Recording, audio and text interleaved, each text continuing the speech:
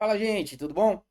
Como prometido, a gente está aí numa fase, né, de conversar um pouco sobre alguns materiais que eu acho interessante, principalmente de que tive a percepção que eu sempre tenho uma rotina, né, dos meus estudos e eu queria passar um pouco para vocês de como que eu faço, né, esses estudos e também para contribuir com tantos anos, gente, já vão, acredito aqui de treinamentos que a gente vai fazendo, pelo menos aí, né, há mais que 10 anos com toda tranquilidade, né? Se for colocar desde o início, é mais de 15 anos que a gente vem trabalhando, atuando dessa maneira. Então, é uma maneira de contribuir para vocês que estão aqui dentro desse grupo, tá? Nosso não temos nenhum interesse aqui de estar levando alguma coisa a mais do que esse conhecimento. Segundo, nenhuma pretensão com vocês de dizer que o que eu estou falando é exatamente o que é certo, são minhas visões, o que eu estudo, o que eu penso, as minhas opiniões, então elas pertencem a mim, tá? Fiquem à vontade de dizer, não, Charles, na minha experiência é diferente, né? Até porque são um grupo de colegas, né, de amigos. Esses vídeos vão estar disponíveis para vocês. Eu vou utilizar, claro, o YouTube para que possa fazer isso, mas eu vou deixar lá no YouTube inicialmente eles ocultados, tá? Então é para essa comunidade que já são meus alunos, que podem ser alunos no futuro, tá? Então a gente vai ter essa percepção dessa maneira de compartilhar alguma coisa. Nesse primeiro vídeo, né, o que eu queria chamar a atenção para vocês, eu coloquei lá no Instagram. Né? No Instagram, claro, gente, eu só vou ter possibilidade de estar colocando para vocês cardzinhos, porque infelizmente o algoritmo do Instagram entende que é, ó, arrasta para cima, né? Então perceba que quando a gente coloca um conteúdo um pouco mais denso, lá no Instagram a coisa fica um pouco mais, né, complexa, né, da gente conseguir trabalhar aí com maior qualidade, né? Então, nesse aspecto, o que é que a gente pretende, né, fazer? Pretende deixar ele nesse material exclusivo para vocês. Quem quiser ficar lá só pelo YouTube, né, não tem problema nenhum. Ou só ficar lá pelo Instagram, não tem problema nenhum. Mas aqui você vai ter um material um pouco mais denso, né? Então, o primeiro ponto é a questão da escolha, de como que eu faço a escolha do material, né, para estudar.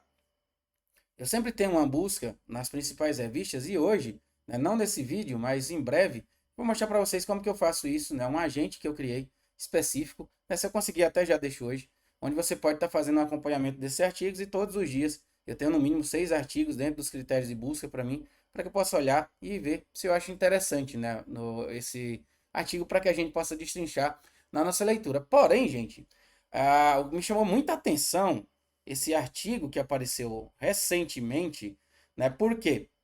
De repente, se eu estiver falando com vocês e olhando para baixo, é porque eu estou fazendo aqui algumas anotações, tá? Não é falta de educação. Então, o que é que me apareceu? Né? Esse artigo foi recebido agora pela revista, né? No dia 13 de outubro, né? Foi revisado no 11 de março. E agora, em 13 de abril, não tem nem um mês, ele foi aceito, né?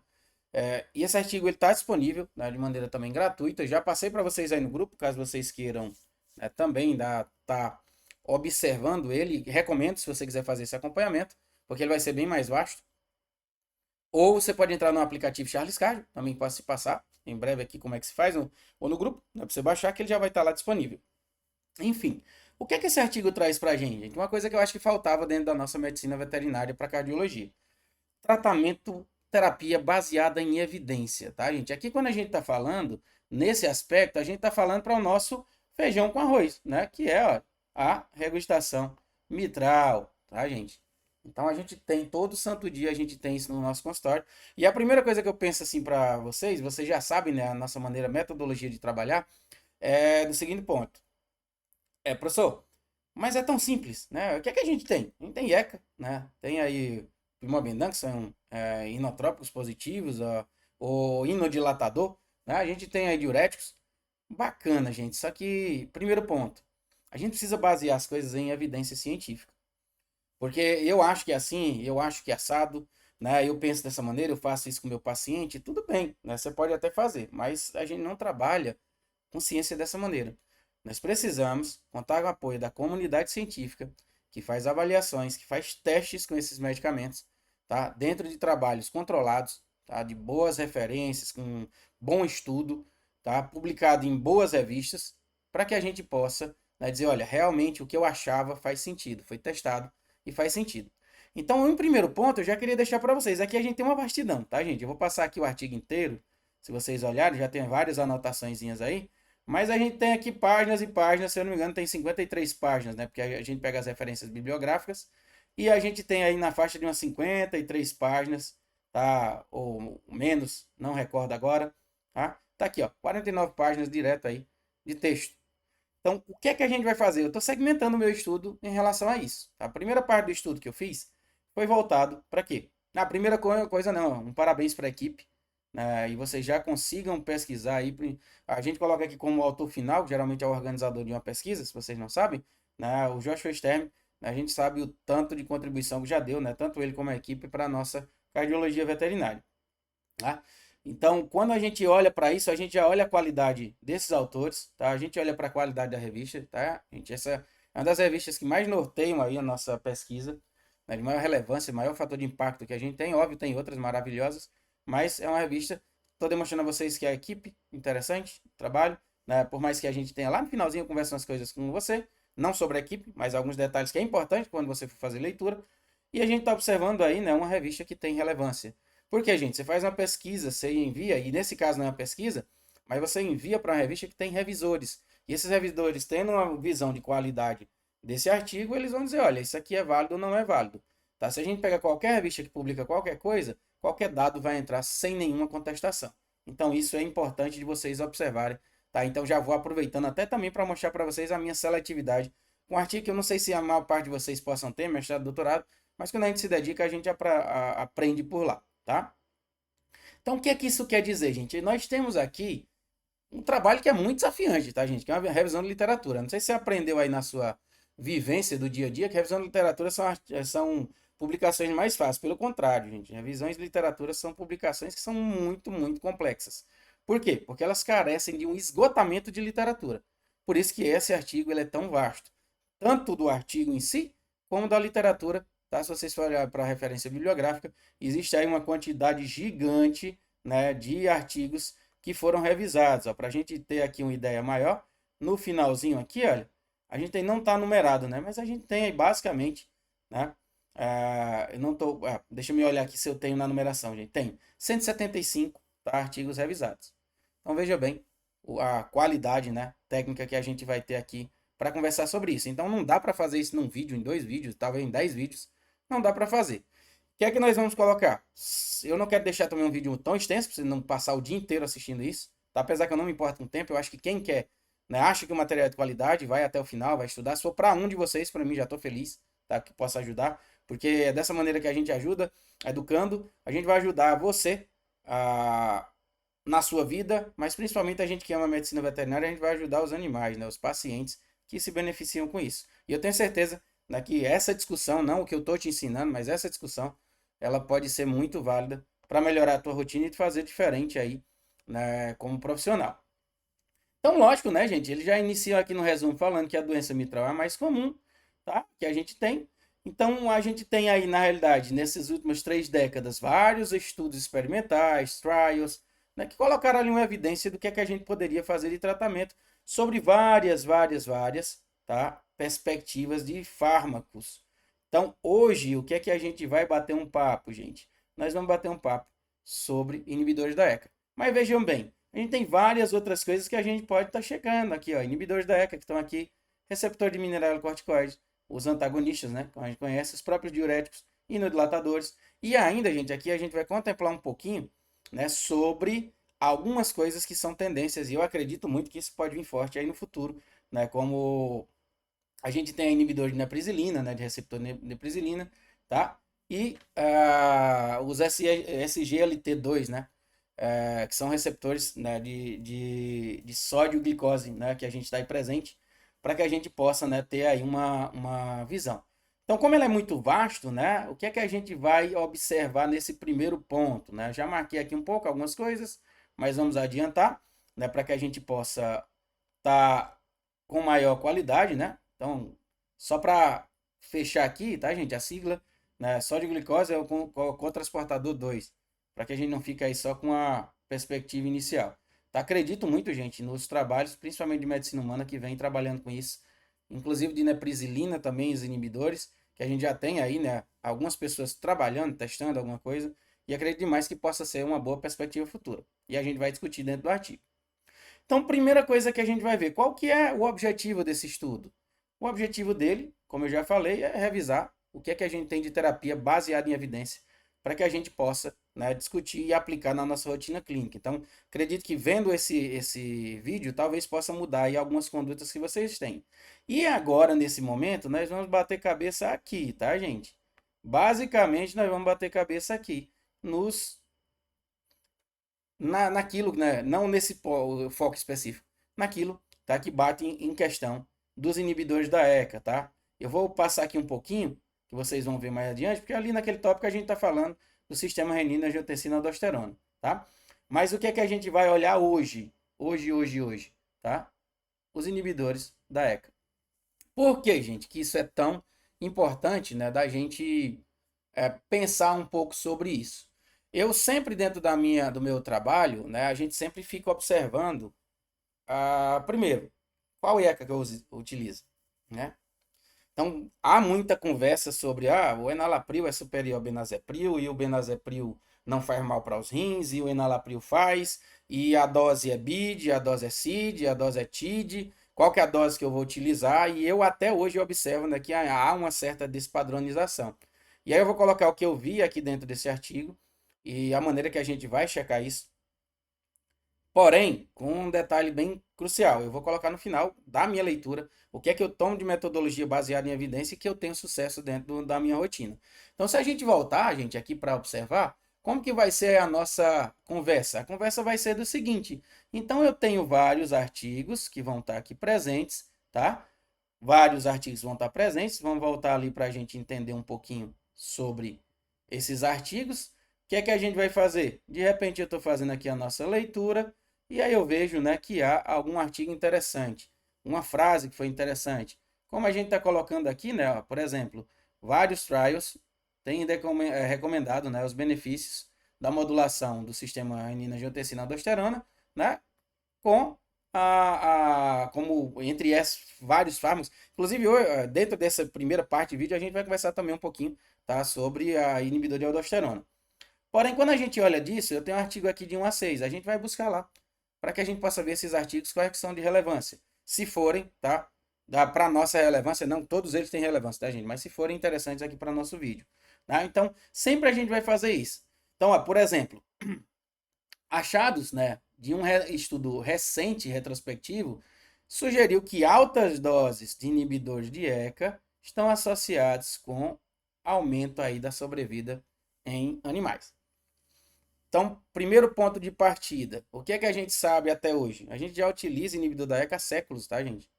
Há séculos a gente já utiliza.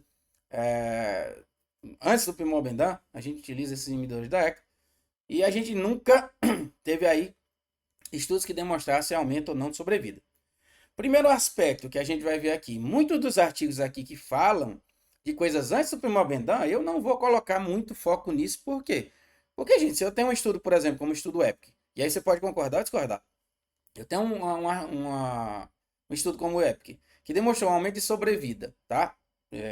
Em média ali de 13 meses de vida, de quem utiliza o Primobendan no estágio B2, que ele inclusive criterizou, a gente já sabe esses critérios, por que eu vou estar olhando para artigos antes desse Primobendan? Se ele hoje é uma terapia mandatória. Não é que eu estou dizendo, gente, que o Primobendan é o céu na terra, não, mas eu tenho um trabalho baseado em evidências sobre isso, assim como o diurético, por exemplo, furosemida, paciente congestivo, tem que usar furosemida. Eu não posso considerar um estudo no paciente classe C que não esteja sobre o uso de diurético. Não posso. Por quê? Porque é antiético, tá? Se eu já sei que eu vou utilizar um fármaco que ele vai aumentar a sobrevida do paciente, vai diminuir o risco, né, de desfecho, se o desfecho final, por exemplo, for morte do paciente, como que eu vou fazer um estudo, vou ter relevância de uma coisa que naquele paciente classe C eu não vou utilizar essa droga, tá? Então eu não vou levar em consideração. Mas, por exemplo, esse artigo de número 7, que está sendo colocado aqui, vamos lá dar uma olhada nele, na nossa referência bibliográfica, e aí eu já digo para vocês, se vocês quiserem saber como é que o professor Charles estuda, é assim, tá? Vou ler esse artigo? Não, gente, eu vou saborear esse artigo, tá? Sabor, não, não é sabor não, gente. Vou saborear. Por quê? Porque dentro dele tem links para outras portas. Então ali é um pequeno texto de uma pequena porta, que é o que nós vamos discutir aqui hoje, só sobre isso. E a gente não passou ali do primeiro parágrafo, tá? Então, eu vou olhar, por exemplo, os primeiros que ele conversou ali de 1 a 6, né? Então, ele primeiro pegou o estudo Cove, aqui, tá?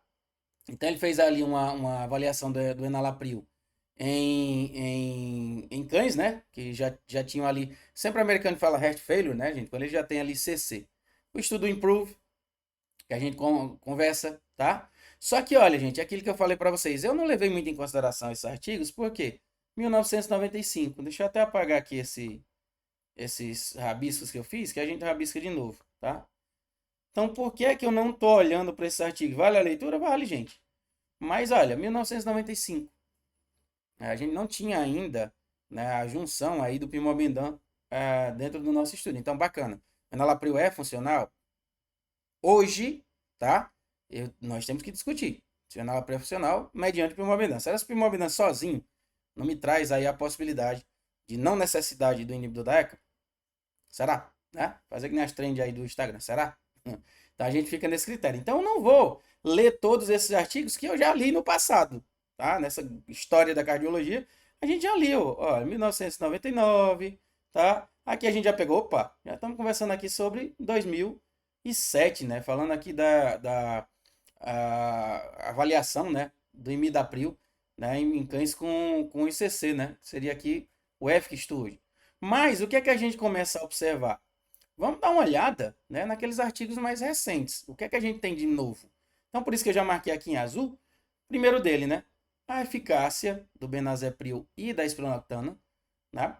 Combinados, né, dessa combinação em cães que tem aí ICC, tá? Por conta da doença valvar mitral crônica ou da doença mixomatosa valvar mitral, né? O estudo BEST. Opa, vamos olhar esse estudo. Vamos bater um pouco de cabeça com ele, 2021. E principalmente aqui esse estudo número 7 que eu gostei demais, né? De lê-lo, né? E porque, assim, casa um pouco com aquilo que eu vejo na rotina clínica. Que seria uma avaliação retrospectiva do efeito dose dependente desses inibidores, tá? No desfecho a longo prazo aí desses pacientes, na longevidade, a gente pode assim dizer, com a utilização desses inibidores da ECA. Será se aumenta a sobrevida, gente? Sim ou não? Será se esses estudos, ou se esses inibidores da ECA, eles têm diferença de dose, de periodicidade? Né? E aí a gente vai começar a observar. Para esse ponto, a gente vai ter que sair desse artigo e a gente vai buscar. Eu tenho dois artigos aqui, né, que é o estudo retrospectivo e eu tenho o estudo BEST. Vamos sair aqui um pouquinho e vamos procurar, né, esses rapazes. Primeiro está aqui um deles, ok? Que é o mais que eu gostaria de mais discutir. E o outro, tá? A gente já está ali. Deixa eu encontrá-lo aqui nesse meio, senão a gente já parte diretamente. Gente, aqui é meio improviso, tá? A gente vai trabalhando aqui, vai vendo aqui as coisas. Se ele não aparecer nesse exato momento, né, a gente já discute um pouquinho sobre ele, tá? Mas está aqui ele, ó, o Best Studio. Primeira coisa que eu achei interessante aqui desse estudo, falando sobre a associação de benazepril e espironolactona em paciente, né? Que aqui a gente estaria colocando sobre, né, com ICC, né, com falência, com insuficiência cardíaca congestiva, para que a gente soubesse se tem aumento aí de sobrevida ou não. Vamos olhar nele, né, aqui já no resumo de cara, o que é que a gente pode tirar, né? Primeiro, qual que é a hipótese, né, desse estudo? Determinar, né, se o antagonista, né, de mineralocorticoide, de aldosterona, né, espironolactona, tem algum tipo de benefício na cardiac heart failure, né, no ICC, nessa insuficiência associado aí, né, combinado com o benazepril, tá? Então, o que é que eles fizeram? Se propuseram. Então, pegaram aqui, olha, 569 tutores de animais. Aqui já me deixa aqui uma brechazinha para pensar sobre isso. Como já falamos, a estágio C, ok? Menos aí de 10 dias, né, de duração para isso. E na metodologia, o que é que eles começaram a observar? Né? Eles começaram a ver, né, que randomizaram nesses pacientes. Então, foi um estudo multicêntrico, duplo cego, randomizado, né? Para receber a furosemida mais espironolactona com benazepril ou furosemida e só benazepril. Então, quem que entraria aqui em maior evidência, gente? Associo agora no estágio 6 espironolactona ou não associo espironolactona nesse paciente? Tá? Agora, o que é que me chama muita atenção, né? E óbvio, né, gente? Ó, o endpoint primário do estudo foi determinado como morte, né, do paciente por conta da doença, né? A própria eutanásia que pode acontecer, né? A recorrência de edema pulmonar, ou a necessidade, né, de uma dosagem aí de furosemida maior do que 8 miligramas quilo dia, né? Que é como eles colocam aqui, da não autorizada, né? A utilização de drogas não autorizadas, se o tutor fez isso, pelo estudo, ou com a dose maior, que é a furosemida de 8 miligramas quilo dia, que a gente já sabe que aqui a gente já categorizaria um paciente classe D, tá, gente? Então, sairia. São os critérios, né, desse estudo. E o resultado a gente vai conversar um pouco. Agora, o que é que me chama bastante atenção, gente? Tá? E até tá marcado aqui o que eu estava estudando, eu esqueço, estava marcado. Foi utilizado, né, aí o medicamento Cardalis.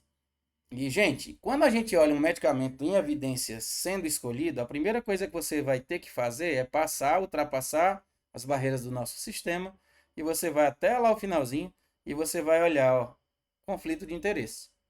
Então, veja bem, a gente tem aqui a Melissa Kaufman, Emily Gullett, Thomas Bodel, Catherine, tarará, tarará, tarará, são empregados, tá, da Seva. Já a gente já fica um pouco. Será se alguém publicaria um artigo que vai contra a própria empresa que trabalha? Tá, gente? Eu sei que a gente precisa acreditar na idoneidade das pessoas, na honestidade, na ética das pessoas, mas isso me abre uma porta. Você está trabalhando aí, né, na sua clínica ou na clínica veterinária de alguém e sai aí uma pesquisa, você faz um levantamento de uma coisa que desfavorece a clínica. Será que você teria realmente a ética de denunciar? Ou será se você teria, né, a capacidade de dizer, ó, não, a gente fez um levantamento aqui da eficiência dessa clínica, mortalidade, e a gente viu que a mortalidade aqui dentro dessa clínica está um absurdo. Eu vou publicar isso? Então, primeira coisa que a gente tem que ver, gente. Então, pesquisa a gente tem que ser bem, tá? Bem criterioso, né? Por exemplo, durante os últimos 5 anos, né, o Atkins recebeu, né, fundos, tá?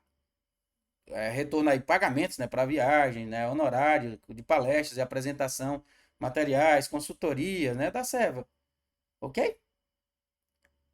Ainda, né, além da Behring, da Vetoquinol, da Virbag, tarará, tarará, que não é nada de outro mundo, tá, gente?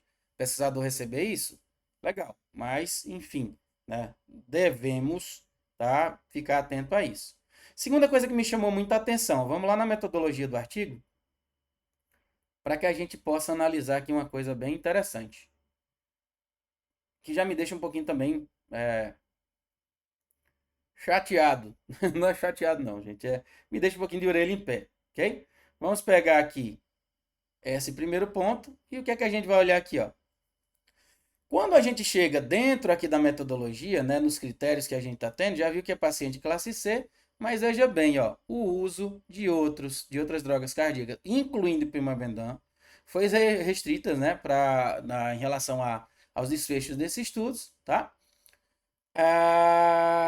Resumo da história, tá, gente? Se a gente for resumir isso aqui ao pé da letra, tá? Vamos pegar bem ao pé da letra para que a gente não fique com a minha tradução ali e o meu entendimento em relação a isso. Vamos pegar aqui e vamos colocar uma tradução ao pé da letra, tá? O uso de todos os outros medicamentos cardíacos, incluindo pimobendan, foi restrito para garantir que o resultado do estudo tivesse relacionado exclusivamente ao tratamento testado para isso. Gente, já me mata um pouco a vontade de ler o estudo, porque, cara, eu já tenho um estudo prévio mostrando que o paciente que usa Primobendan tem aumento de sobrevida. E eu entendo que eu não vou restringir o uso de Primobendan para ver aqui só o meu uso isolado. Tudo bem, tá? Não tem problema. Mas como eu falo, que estranho, né, gente?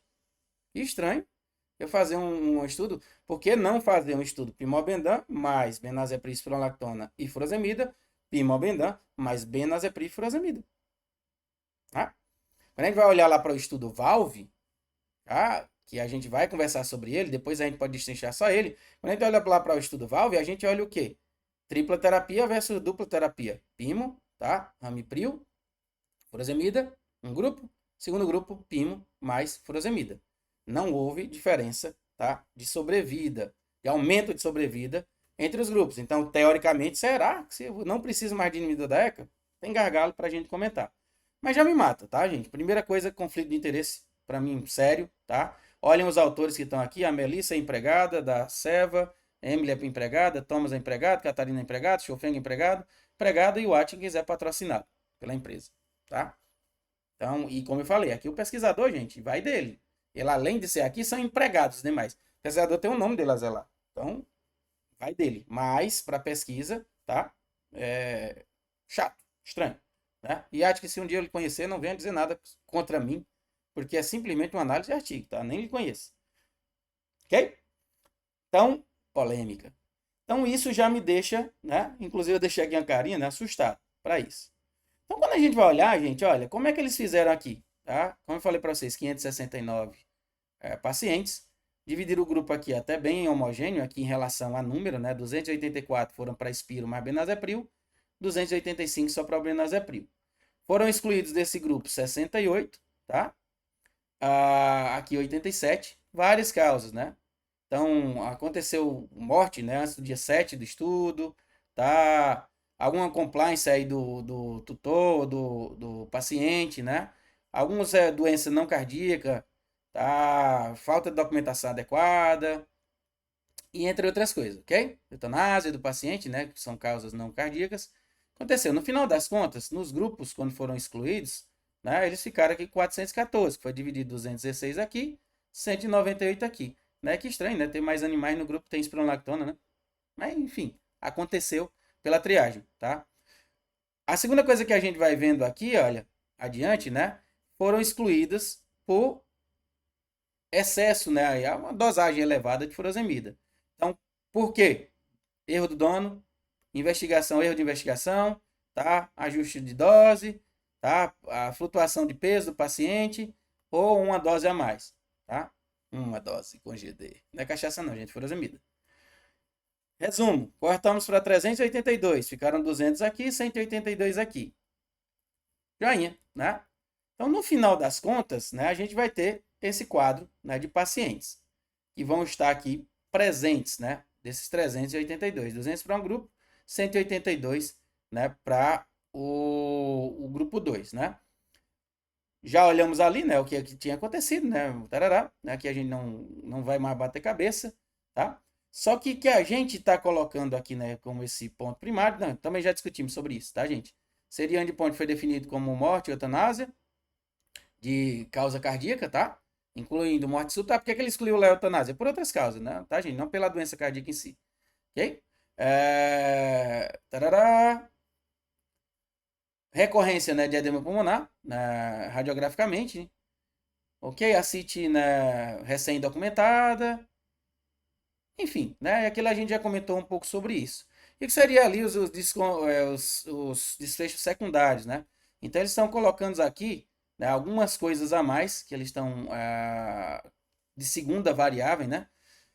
Que podem também ser colocadas como um endpoint, né? Então vamos ver aqui diretamente, né, na nossa. Eu gosto desses tópicos, gente, às vezes colocar tradução para não ficar parecendo que é a minha interpretação, tá? Então fica, as variáveis de desfecho secundário foram analisadas comparada com base, né? A linha base para fornecer uma avaliação completa da eficácia, né? Do resultado incluíram porcentagem de cães que chegaram até o ponto final, né? Do dia 30, 90, 180, 270, 360. A tradução aí parece pior que a minha, né? O tempo de morte, né? A pontuação dos sinais clínicos que foram colocados, como edema pulmonar, a pontuação de score corporal. Tudo isso eles colocaram aí como desfecho variáveis de desfecho secundário, né? Que estão, se a gente for pegar aqui na tabelazinha 1, a gente já discutiu, na figura 1 a gente já discutiu sobre isso. E se a gente for pegar na tabela 1, tá?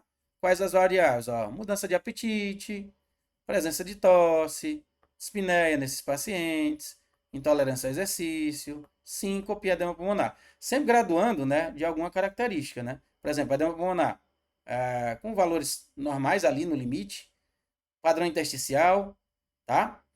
Até chegar, por exemplo, aqui a gente tem um edema pulmonar severo, né, com silhueta cardíaca, né, e a vasculatura desse paciente, né, ali obstruída pelo edema pulmonar. Ok. O que é que a gente olha mais à frente aqui, gente, que me chama muita atenção? O que é que foi feito nesses pacientes desde o dia 0, né, que seria V1, V2, V3, até ali V7, que chegaria a 360 dias, mais ou menos 7 dias.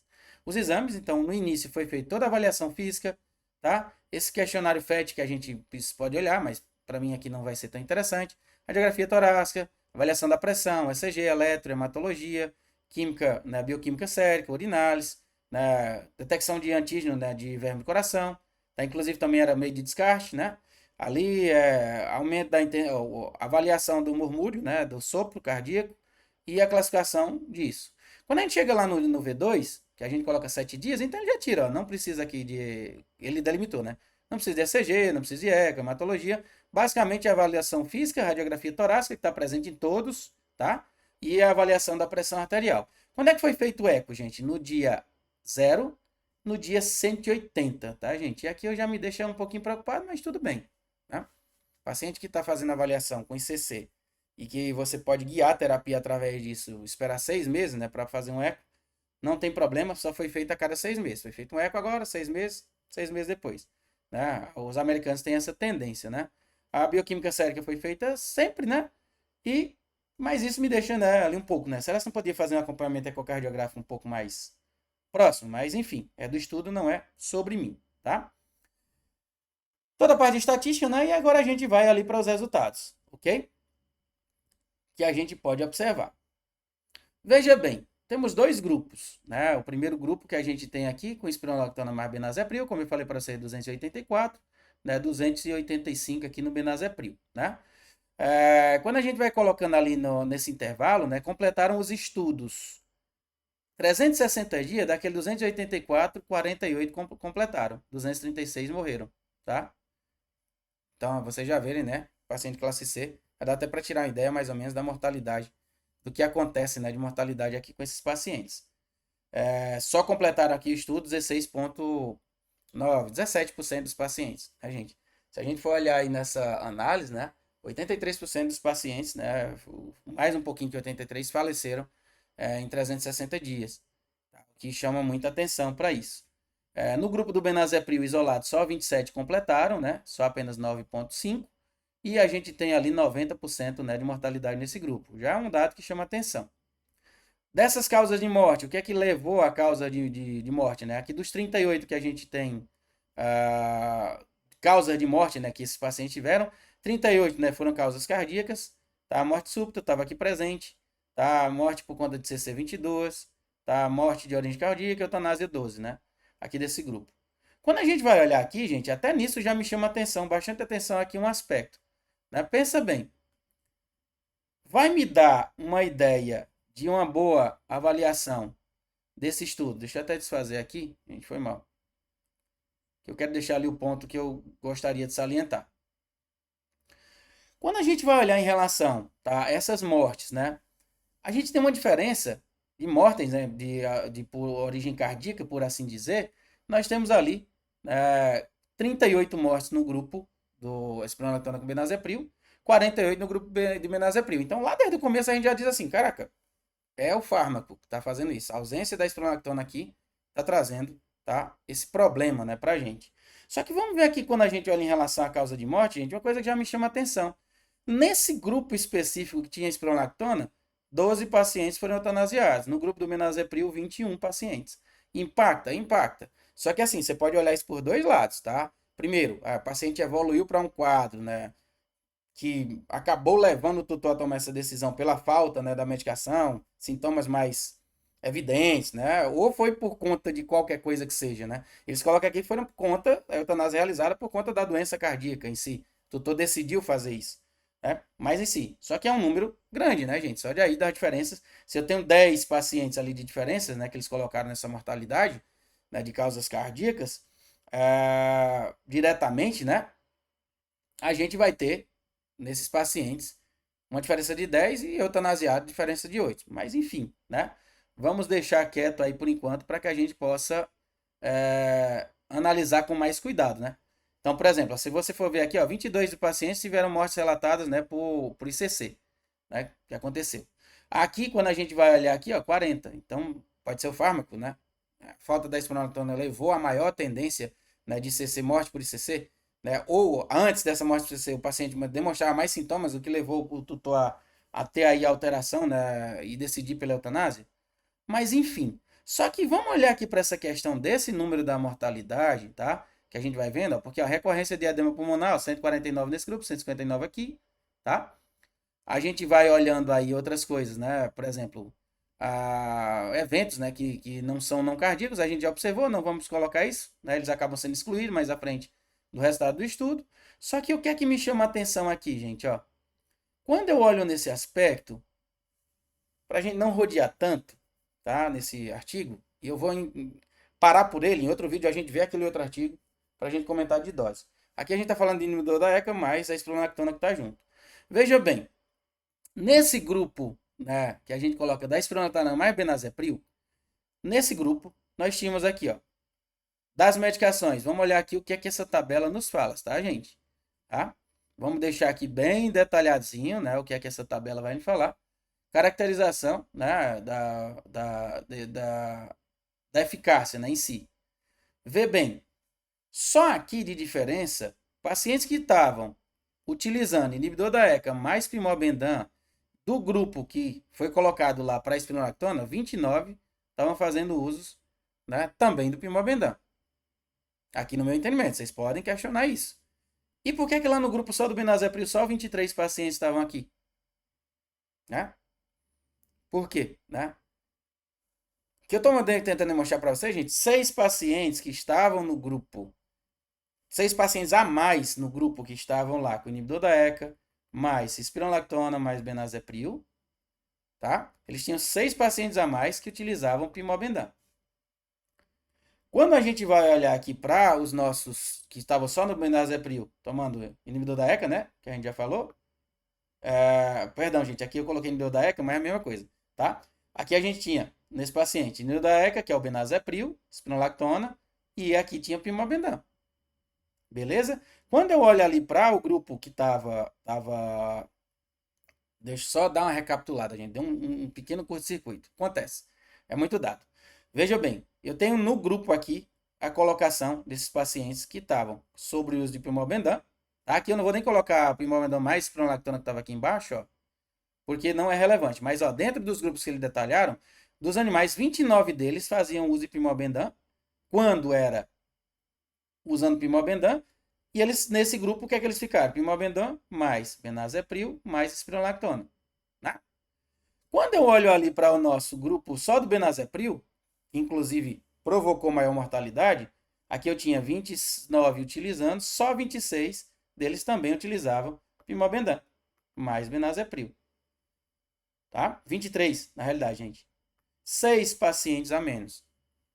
Então, será que esses 6 pacientes que não receberam pimobendan, a morte deles não foi por conta disso? Será que não foi o pimobendan que aumentou um pouco a sobrevida aqui no grupo, né? Que tem benazepril mais espronolactona?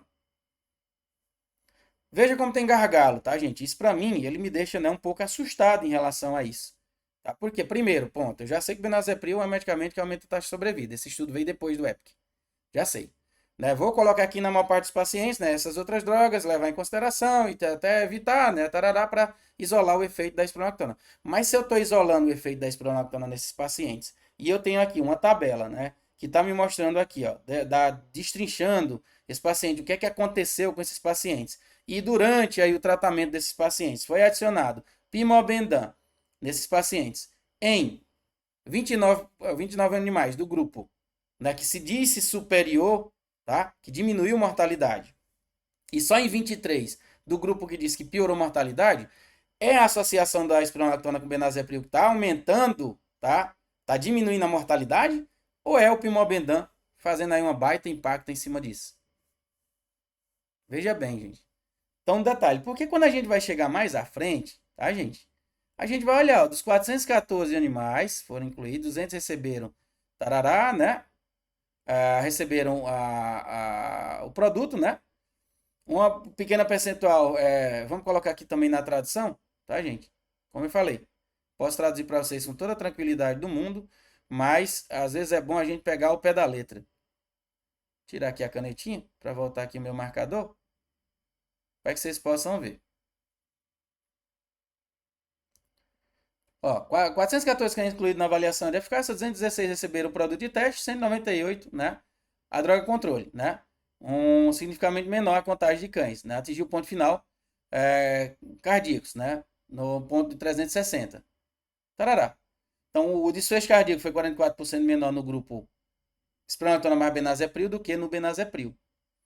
E a gente já vê aí, né, que nesses grupos a gente tinha diferenças, né, de pacientes que receberam outros fármacos, que não estavam bem equilibrados. Ok? Então, vários gráficos que vocês vão ver aqui, mas isso é o que me chama a atenção, tá, gente? Está sempre sendo colocado aqui que há um aumento da sobrevida por conta da presença da espironolactona.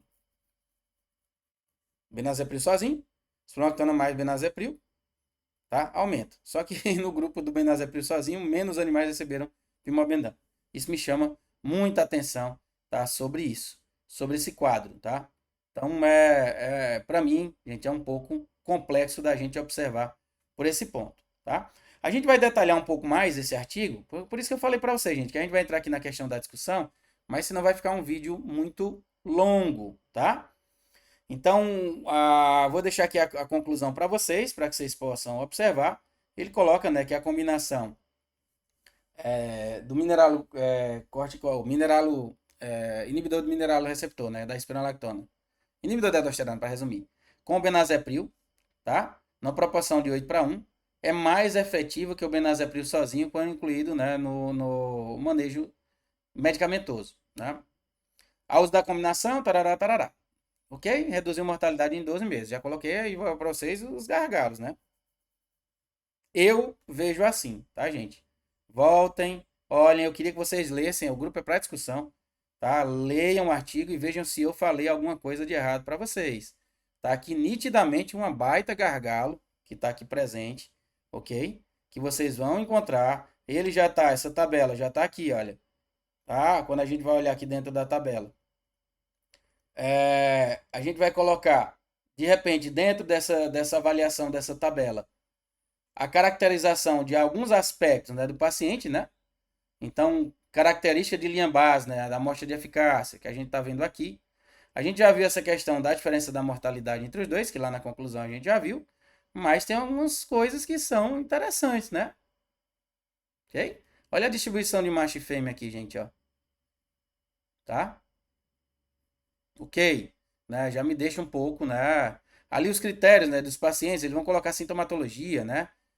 Que houve algum tipo de alteração na sintomatologia. Quando a gente vai olhando aqui, ó, dentro desses critérios, né, que seria apetite, redução, 0, 1, 2, 3, vocês vão analisar com mais tranquilidade, vocês podem olhar, por exemplo, apetite, né, o que seria 3. Pacientes anoréxicos, ok. No grupo que tomou só benazepril, quantos anoréxicos a gente teve? 0. Tá? A gente teve 5 aqui, olha. De score de apetite de 2 para frente, que reduziram muito a alimentação, ficaram anoréxico. No grupo benazepril mais espironolactona, a gente teve 37 pacientes. Aqui a gente teve 18. Só benazepril. Joinha. Vamos ver a questão da tosse, né? Muito parecido, né? 102 a 28, daria 130 pacientes com graus mais severos de tosse. Né? 83, 31, né? A gente vai colocar aí 118, alguma coisa mais ou menos. Né? 114, né? Para ser mais específico. Espineia, né? Olha, aqui menos nesse grupo do que no grupo com a espironolactona. Intolerância ao exercício, 16 aqui, ó, 20 e poucos. Tudo demonstrando que os pacientes tiveram mais sintomatologia. Eu não sei por que eutanasiaram os pacientes lá do grupo do benazepril, mas enfim. É síncope, né? 22 aqui, ó. Vamos olhar os critérios de síncope. Lembrando que sempre o número maior, gente, é o maior critério, tá? Então, síncope. Nenhuma. Menos ou igual a 4 por mês, né? Mais que 4 episódios por mês. Vamos olhar aqui o grupo que a gente teve. O grupo que a gente teve de síncope. Grau 2, 4 por mês no mínimo aí, né? Ou mais que 4. 33 pacientes contra 24 pacientes quem só tomou benazepril. Estranho, né? Vamos ver mais aqui, né? Score de edema pulmonar, de edema mais grave. Menos episódio de edema mais graves aqui do que aqui, ó. Inclusive, ter edema pulmonar, recorrência aí, a presença de edema pulmonar nesses 360 dias foi maior no grupo com espironolactona. Junto. Tará! ECG normal, a gente sabe que ECG traz vários detalhes pra gente, mas aquelas anormalidades mais gritantes a gente sabe que não. Nos ajuda bastante, mas nem tanto. Né? Variação de frequência cardíaca muito parecida. Pressão arterial, né? Ali, ó, muito parecida entre os dois grupos. Tá aqui. VHS, tá? É bem inespecífico, mas enfim. Ok? Vamos ver ali, ó. Relação atrial esquerda da aorta não variou em ninguém. Muito parecidos os grupos. A gente vai ver aqui a regurgitação mitral, né? De moderada a severa. A gente tá vendo aqui que o grupo que teve classificado foi o que tomou espironolactona em maior quadro. Gente, o que é que explica, né? O que é que explica que esses animais morreram mais no grupo que tomou sobenazeprio? Se toda a sintomatologia mais grave vem para o grupo que estava tomando espironolactona, né? Aí a gente olha lá com um detalhezinho na letrinha pequena, é que eu tinha pacientes que estavam tomando aqui só inibidor da ECA, né? Adicionado. Então, e eu vou até olhar, gente, antes de terminar esse vídeo, com mais fidedignidade para ver se eu não estou aqui errado quando eu fiz essa leitura. Mas para mim, gente, espimobendan que mata. Ó. No grupo, né? Vocês viram lá no começo que ele falou, né? Tentar evitar o uso do pimobendan, por conta para evidenciar só a medicação específica, tá? A introdução do pimobendan. Mas aqui na tabela diz, ó, que aqui foi introduzido pimobendan em 29 pacientes no grupo que estava com espironolactona, só 23 tomaram naquele que não tinha, né? Aí, espironolactona junto. Então, eu tinha mais paciente aqui, espironolactona, benazepril, pimobendan, do que benazepril, pimobendan. 6, gente. É um número muito relevante para a gente colocar ali na nossa estatística, tá? Vamos olhar aqui só para a gente ver se eu não estou falando besteira, gente. Vamos procurar aqui onde tem tabela 4. Para ele nos explicar melhor. Tabela 3, tá? Vamos ler aqui direitinho.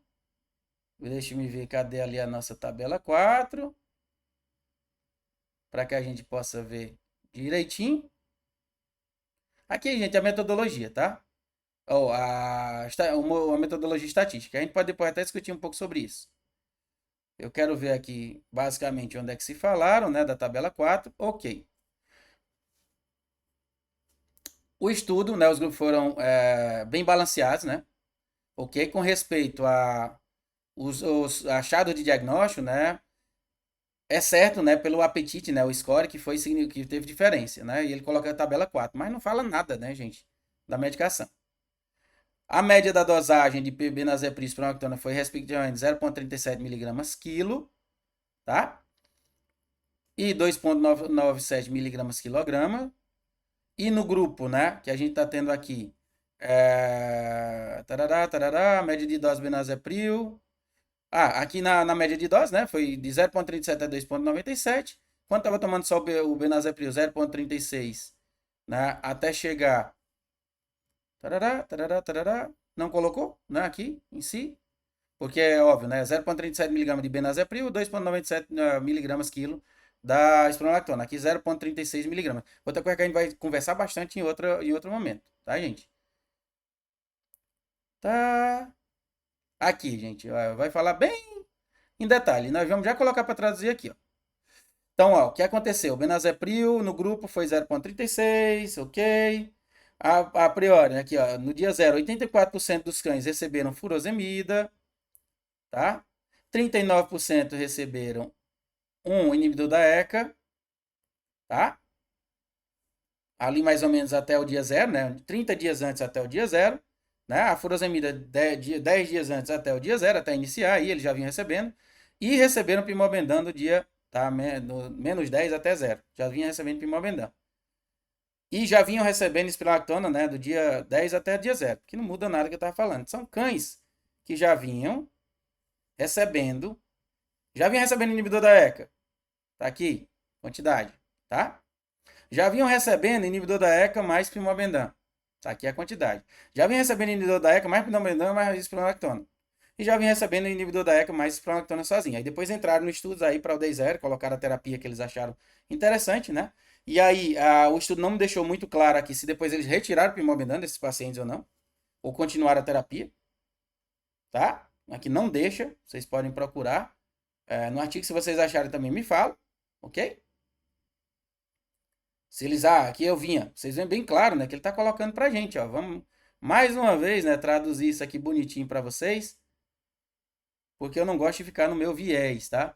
As dosagens diárias médias de benazepril e espironolactona foram respectivamente 0,37, 2,97, no grupo as doses diárias médias de benazepril, né, foi de 0,36. Antes do dia 0, 84% do cães recebeu furosemida, do dia 10 até o dia 0, tá? Antes do dia 0, 10 dias antes, tá? 39% receberam um inibidor da ECA, tá? Do dia 30 até chegar ao dia 0, porque são pacientes classe C, gente, já vem tomando medicação. a 22% receberam Pimobendan antes. O que me estranha também, né, gente? Não seria já paciente para todos estar recebendo Pimobendan, mas receberam.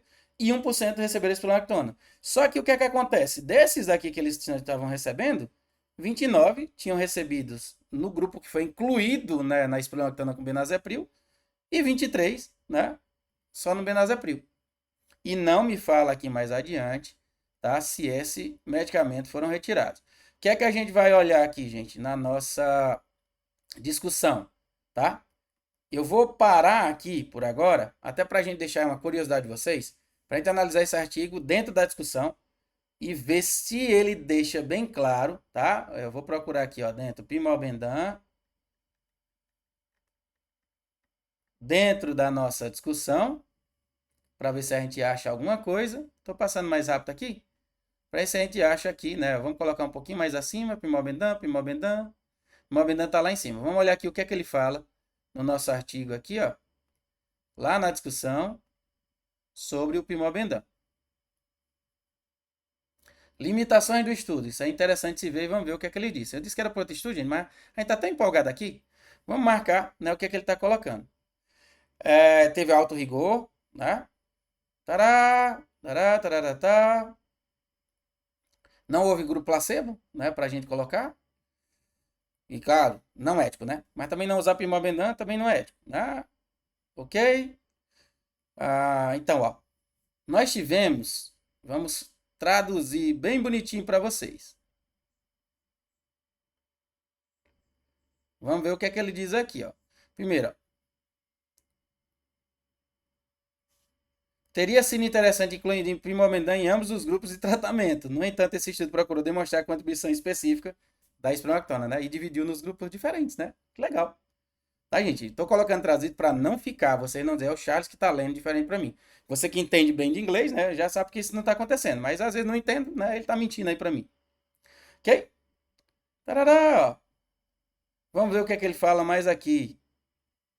Deixar aqui embaixo, utilizando literatura para corroborar com a informação.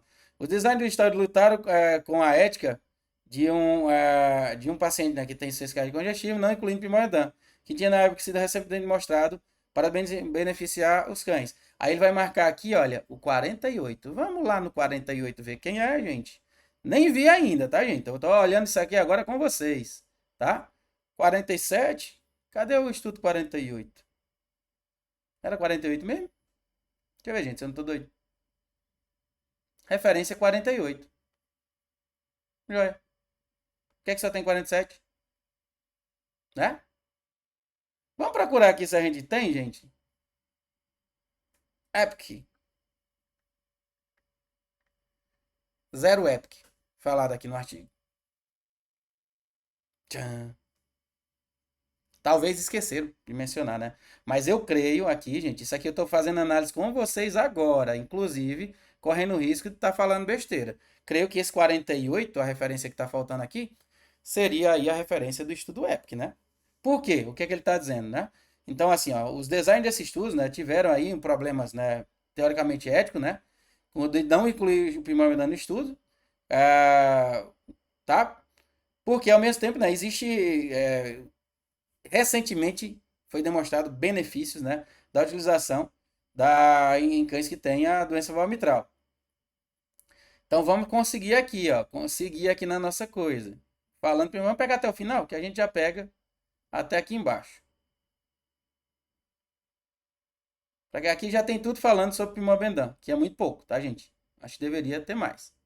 Um painel de 10 cardiologistas representado, né, o patrocinador da FDA, tarará, concluiu que um estudo de curto prazo do início, né, fazer um estudo de curto prazo, só de um ano, né, com Pimobendan, não seria... Eu vou até copiar isso aqui, gente, para a gente fazer isso aqui, a tradução bem feitinha. Deixa eu só pegar aqui, porque ali esse tradutor aqui tá horrível. Vamos pegar aqui o próprio Translator. Ver aqui se eu consigo colocar, porque eu quero que saia as letras desses autores exatamente. E aqui quando a gente às vezes copia, o que é que acontece, né? Ele acaba colocando para a gente quebras. Então a gente vai tirar essas quebras para que fique exatamente aqui, tá? O que eles querem dizer para que não fiquem o Charles dizendo, porque o que aparenta ali na minha interpretação, que eles disseram, olha, é um estudo apenas de um ano, né? Que a gente tá... Deixa eu pegar logo o translate aqui, gente. Que saco, né? Vamos lá ali para o... Se aparecer alguma coisa esquisita aí, gente, não é meu, viu? Peguei esse tablet aqui emprestado. Vamos colocar logo aqui porque, enfim, né? A tradução é mais legal, tá? Vamos colocar para português. Um painel de 10 cardiologistas representantes do patrocinador e da FDA, né, da comissão, discutiu isso e concluiu que um estudo curto prazo, um ano de CC precoce sem Pimobendan era ético. É ético, desgraça, mas tu colocou no grupo, vinha previamente tomando Pimobendan, tinha uma quantidade, no outro não tinha outra. Não me fala aqui se descontinuou o uso. Acredito eu que eles tiraram, porque eles falam que não querem Pimobendan. Ah, já vinha tomando 10 dias antes, não sei quantos dias antes, já vinha tomando Pimobendan. Uma parcela desses pacientes. Mais no grupo, tá, que estava ali só no Benazepril do que, ou mais no grupo do Benazepril mais Spironolactona do que só no grupo do Benazepril. Se removeram essa medicação, tá? Para mim não é ético, porque é curto prazo. Mas quem sou eu perto aqui, né, do patrocinador e do FDA? Quem sou eu? Mais esquisito. Se retirar a medicação, joinha. Mas eu não entendo aquilo que eu expliquei para vocês. Por que que tanta coisa que estava ali piora de sintoma, piora de quadro, piora de alimentação do paciente e morreu mais no grupo Benazepril? Isso, então é mais válido para isso, né? Eu acho esquisito, tá, gente? Me desculpe, eu acho esquisito, tá? Então, tiveram dias para. Então, aqui o que acontece? Ó, essa decisão foi tomada porque os proprietários foram participantes informados. Os pesquisadores tiveram 10 dias para estabilizar os cães, incluindo somente considerando seguro. Os cães foram cuidadosamente monitorados contra a recorrência de CC, proporcionando a oportunidade de remoção imediata do estudo de terapia restrita. É possível que o benefício observado para a espironolactona pode ser modificado quando administrado com outros medicamentos. Estudos futuros seriam necessários para quantificar o efeito da espironolactona administrada em conjunto com outros agentes, por exemplo, do Pimobendan. Por fim, embora tivesse sido interessante definir melhor os mecanismos da eficiência através da medição de biomarcadores, isso estava além do escopo da esporte do investigador. Nada com nada, tá, gente? Então, cuidado, gente. Cuidado nessa afirmação. A gente ia falar do inibidor da ECA e destinou para cá, e vai ser assim, tá, gente? Quando tiver tempo, no momento que puder, a gente grava, conversa e coloca aqui para vocês. Então a gente colocou dessa maneira para quê? Para que vocês observem, cuidado com o estudo, tá, gente? Eu, por mim, eu olho para esse estudo e digo, não entra, tá?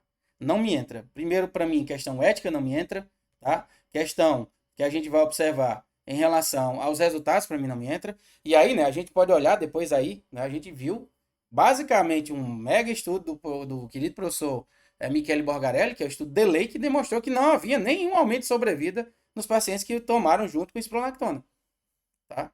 A gente fez uma entrevista, eu tive a honra, o Guilherme Goldfeder comigo, né, junto, eu tive a participação, né, fazer a entrevista e não tinha, foi mostrar todo o estudo, a galera lá no século que a gente viu participou e não tinha. Aí 2021 veio um artigo pós o EPIC, né, e outra coisa, gente, o estudo DELEY antes do Pimobendan, tá? É um estudo de 10 anos foi feito. Não demonstrou. Aí vem outro aqui que é de vários empregados da Seva, um patrocinado pela Seva, vem dizer isso, né, para ser colocado, né, na mente. Quem lê só esse artigo vai dizer, então utilize espironolactona. Ok? Isso é complexo, gente. Mas me deixa com a pulga atrás da orelha. O que é que a gente vai discutir no próximo, gente? Esse estudo que eu acho que é interessante da gente conversar. Então, Charles, hoje, eu não acho benéfico, não utilizo a espironolactona, a não ser que seja para outros fins, ok? Vou deixar agora a minha opinião, tá? Que não seja para outros fins em pacientes que ainda não têm essa necessidade. Eu não vejo melhorar a expectativa de vida, tá? Então, eu tô precisando de dose maior de furosemida, aí eu preciso ver outras coisas. Como é que tá os eletrólitos desse paciente? Eu posso utilizar a espironolactona como recaptador, né? De potássio, eu vou ver se esse tem benefício. Olha a sintomatologia que pode acontecer, olha o impacto na pressão do paciente, né, que pode estar levando, né? A gente vê que não tem tanta variação, mas vamos olhar, né, como é que está sendo feito. Mas eu não uso, é um fármaco a menos, tá? Eu prefiro muito mais utilizar apenas o inibidor da ECA até esse ponto, quando eu preciso, do que estar trabalhando aí com esse problema nesse momento. Talvez um paciente mais tardio, né, eu venha a utilizar. Essa é a minha opinião, mas a gente vai ver o que o estudo diz no andar dessa carruagem. Nós já vamos aqui 1 hora de gravação e eu vou parar, né? Mas a gente vai mais à frente, a gente vai observar isso, né, dentro desses estudos para ver se concorda comigo ou não. Mas uma coisa que vai ser interessante, vocês vão aguardem aí para o próximo vídeo, né? Seria o efeito dose dependente. Qual dose que eu faço, gente? E além de tudo, Bit ou seed que eu faço? E aí, nessa aqui, a gente vai puxar o estudo Valve, tá? Porque o estudo Valve comparou, né? Disse, olha, o inibidor da ECA talvez não aumente sobrevida desse paciente. Então, não vamos mais utilizar o inibidor da ECA. Qual dose foi utilizada e qual periodicidade foi utilizada no estudo Valve? Questione, gente. Nós somos seres pensantes para questionar, tá? Então, encerro esse vídeo por aqui, gente. Espero que vocês gostarem, eu espero que comentem aí no grupo. Eu vou destinar para o grupo. Vou chamar a galera, inclusive meus ex-alunos, eu poderia estar colocando só lá no grupo do Atualiza, tá? Para eles, porque são meus alunos, pagaram, mas eu estou colocando para vocês. Aqueles que pagaram podem vir para aqui, você que está sem condição de pagar um treinamento da gente pode vir para aqui. Fica aqui que a gente vai conversando sobre ciência, sobre discussão, tá? Não vai ser. E principalmente, se você chegou até o final aqui, eu quero que você comente lá no grupo, não tem receita de bolo. Sem nada. Só coloca não tem receita de bolo e sai, e deixa a confusão rolar, tá? Por quê? O grupo ele é um grupo aberto, gente. Se entrar um tutor, se entrar aqui uma pessoa que não é cardio, que não tem interesse, ou tá pensando em fazer malandragem, tu acha mesmo que ele vai passar 1 hora de um vídeo desse aqui ouvindo pra gente chegar numa possível conclusão do uso ou não da espronolactona? Se a gente não falou nem de dose, nem quando é que usa. Tá? Então aqui é para pessoas que realmente gostam da cardiologia, que querem pensar. É um bônus para vocês. E é uma maneira que eu também possa passar a vocês aquilo que eu venho estudando no meu dia a dia e porque é que eu tenho as minhas convicções, tá? E não porque, olha, falaram para mim que o benazepril é superior ao enalapril, porque a excreção é meia hepática, meia renal. É? Será? Ah, me falaram que o benazepril é superior ao enalapril porque é uma vez ao dia. Será que pode fazer uma vez ao dia? Tô dizendo que não, tá, gente? Mas tô dizendo será. Só porque alguém disse? Ah, não, mas ele citou um artigo bacana. Vocês estão vendo aí que se tentaram colocar goela abaixo de vocês qualquer informação com estudo BEST, eu já estou mostrando para vocês trocentos vieses, tá? Trocentos vieses para vocês. Então, gente, obrigado quem assistiu até aqui. Comenta lá no grupo, né, receita de bolo, tá? Não, não tem receita de bolo ou não existe receita de bolo. Essa é a melhor frase. Para saber que você assistiu até aqui, né, e fica à vontade de dizer, Charles, você está todo errado. Não tem problema nenhum. Um grande abraço, gente, até o próximo vídeo. Fiquem com Deus.